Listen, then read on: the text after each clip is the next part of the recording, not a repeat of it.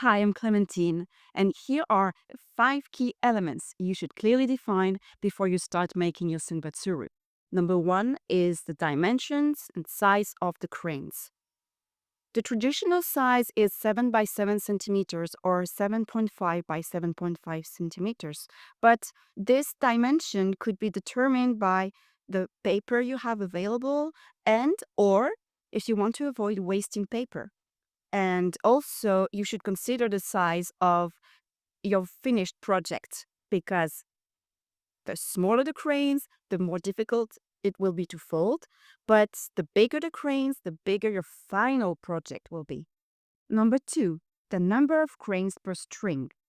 Traditionally, the cranes are strung together in groups of 25. This means you would have 40 strings, each with 25 cranes to make up the total of 1,000 cranes. However, there are no strict rules, and you can adjust the number of cranes per string based on your preference and the space you have available for display. Number three, colors and pattern.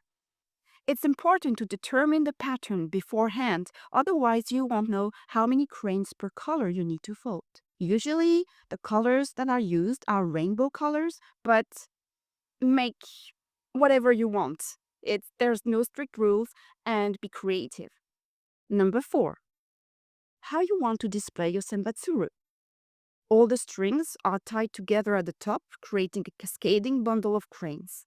This is the most traditional way of displaying a senbatsuru. But if you have some space, you could also display them like a curtain or other some sorts of mobile, I don't know how to say that, but you get the idea.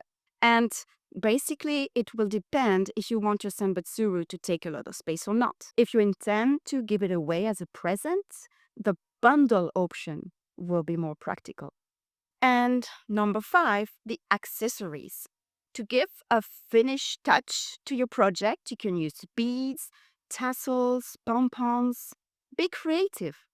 You can buy kits that include the sheets with some extra in case you make mistakes, some strings and beads for making garlands. The box also comes with folding and assembly instructions. And that's it. With these 5 key elements, you're all set to make your Senbatsuru project come to life.